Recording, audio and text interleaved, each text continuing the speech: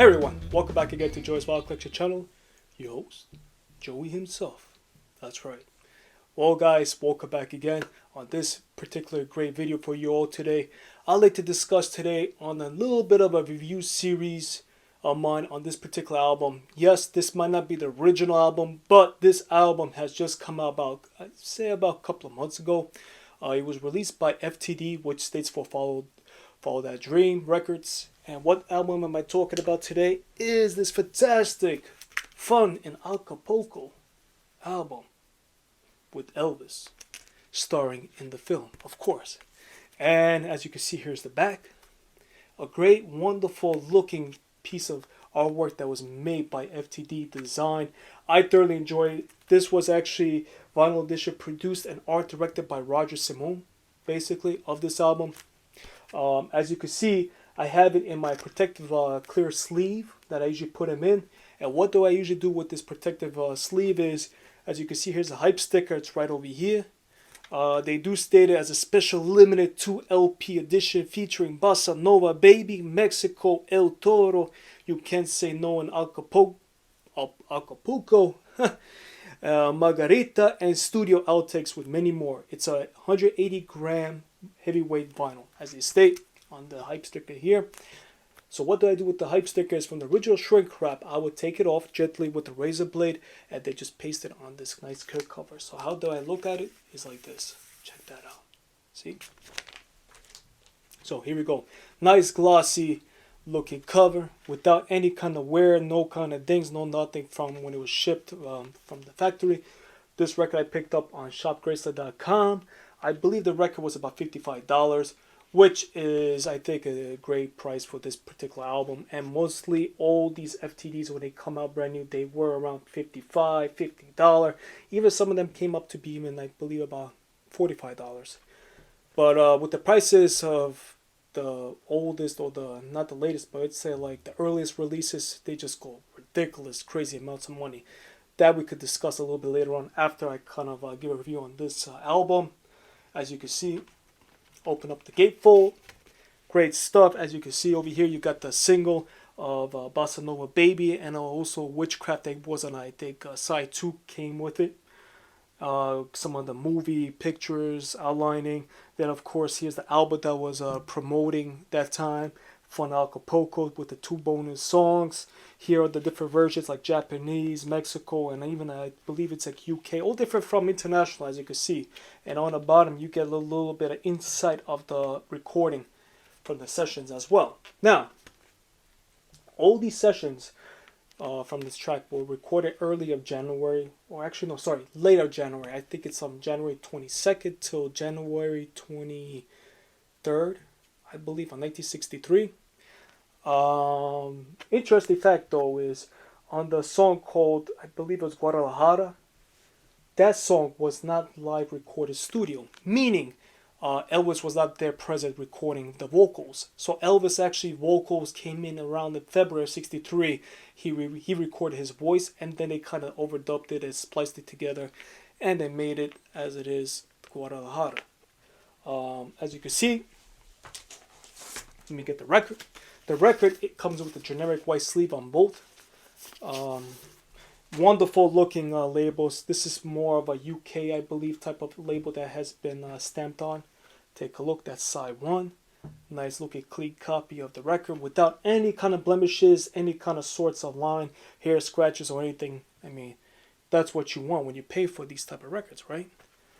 Alright, so that's what you get. You get to see that. Now we could go over with some of the track listings that come on this album. Basically, you get masters, you get overdub situations, and even takes. So basically, on side 1, we have Bossa Nova Baby, takes 10 and 11M. Great, fantastic soundtrack by far. I think that's just like a superb for the film, and it's just rocking, good song on it. You know, you could just move in and groove and all that good stuff. Then you got track number 2, The Bullfighter Was a Lady, takes 4 through 6. Another great song as well. It was very enjoyable to listen to. Then you got track 3, You Can't Say No in Acapulco, take number 4. Then you go on track 4 is Mexico, track 5 El Toro, track 6 Vino de Nero El Amor, track 6, and then of course the last but not least Margarita, and all those tracks were basically take ones on side 1. Then you go side 2, you got Fun Acapulco, take 1/M, which I would indicate that's probably the master when they kind of a little bit finished and spliced it together. Then of course you gotta get Bossa Nova Baby, takes 1 and 2. I Think I'm Gonna Like It Here, takes 1. Of course, everybody's favorite here, There's No Room to Run in a Sports Car, right? Come on. Admit everyone that you guys love that song, right? That's actually takes 1/M. Then you go Mexico, take 6. Bullfighter Was a Lady, track, it's a movie version, takes 11 through 14. It's on a track 6 of this side 2.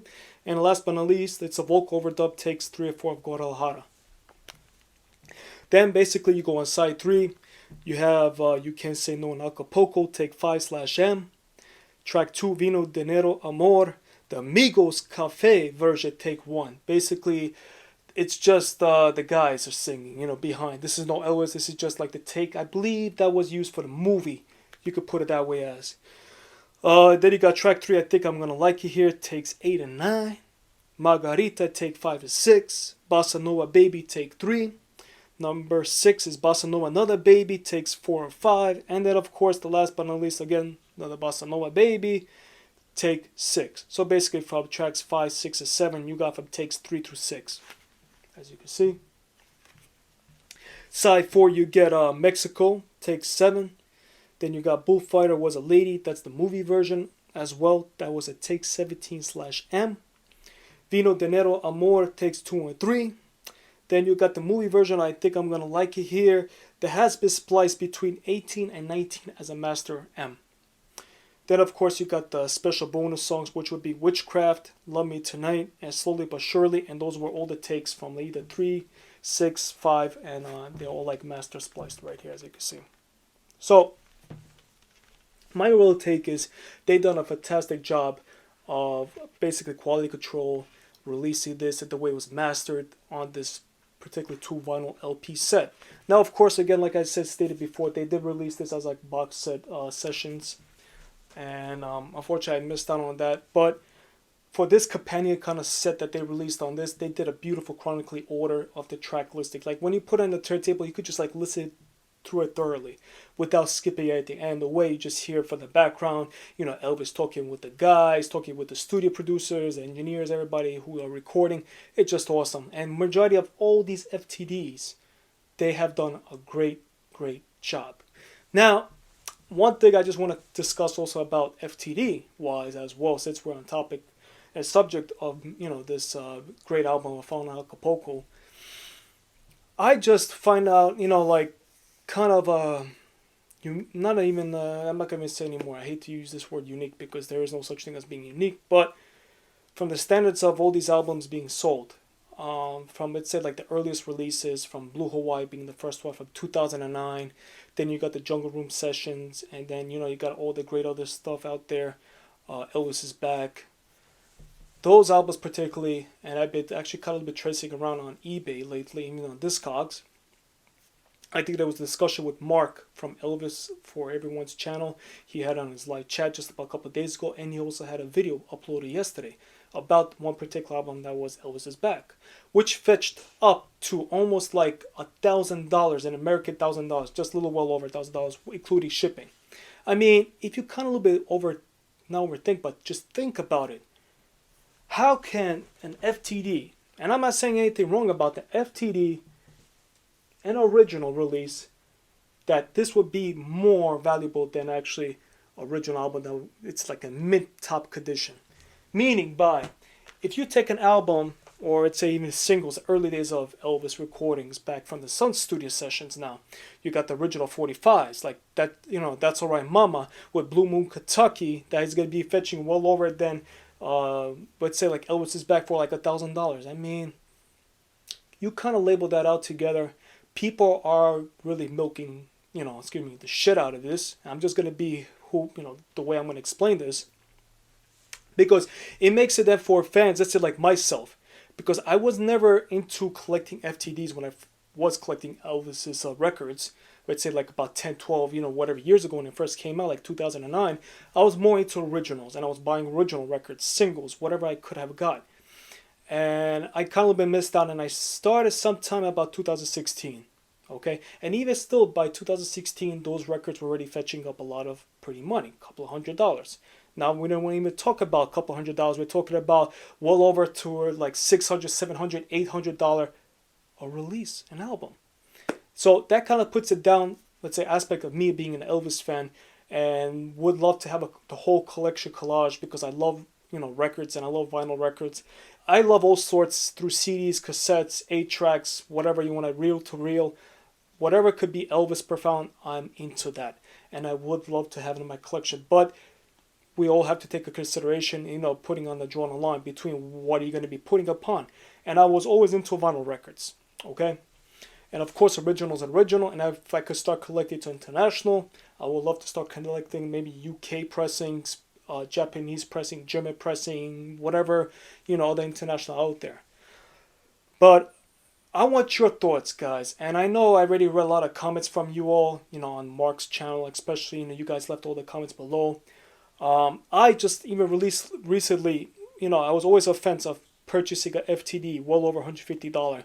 And believe it or not, I actually pulled the trigger already on a couple of albums well over that price. Now, 2 records that are coming in my hand probably very soon, and that was on the eBay bidding.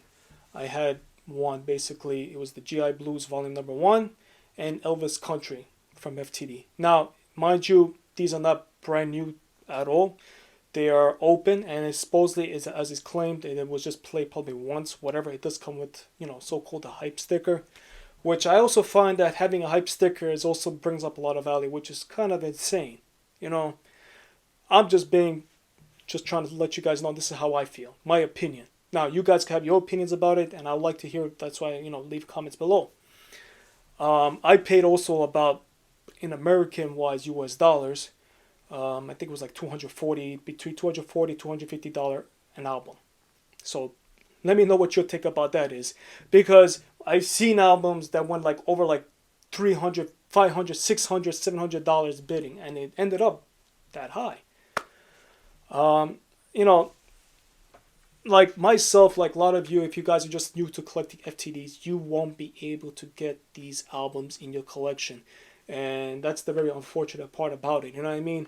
Yeah, great. The value, it's like high, whatever, good for collectors. You want to buy it, have in your collection, then you want to sell it for next 2, 3, 4 years to make profit out of it.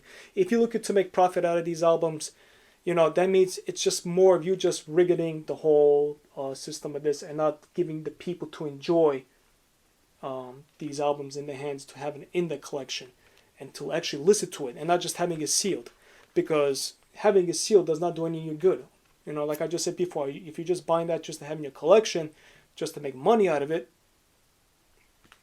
that's your goal, that's your say. And I'm not going to criticize, but still, I do kind of put a little bit of criticization, because then it makes, like again, I have told you, I don't want to be repeating this so many times again. Buyers like myself that I can get hands on these early releases by FTD. So overall, if you guys could pick up this copy of In Acapulco, please do so, because it's an enjoyable album. It's one of my top 5 soundtracks from the 60s of Elvis, believe it or not. As well as the movies as well that was released. I enjoy it thoroughly, and this is one of my tops. So it might shock you all, me saying that this is my top 5 of the 60s, not saying about the 50s, because 50s is just a different level. That stays on that side, because that was Elvis' also great intuition of his career, of his acting, especially like King Creole and Jailhouse Rock. And then, of course, Love Me Tender, his being his debut film as well, and Loving You. So give me your thoughts, guys. What do you guys say about this? Do you guys have this already in your collection? Are you guys collecting through vinyls? Are you guys collecting the CDs? Whatever you guys like, leave a comment below, because I like to hear and see your thoughts about this as well. Guys, I wish you all a wonderful, blessed day. Stay safe, stay well, have a great weekend, and may God bless you, each and one of you. Take care.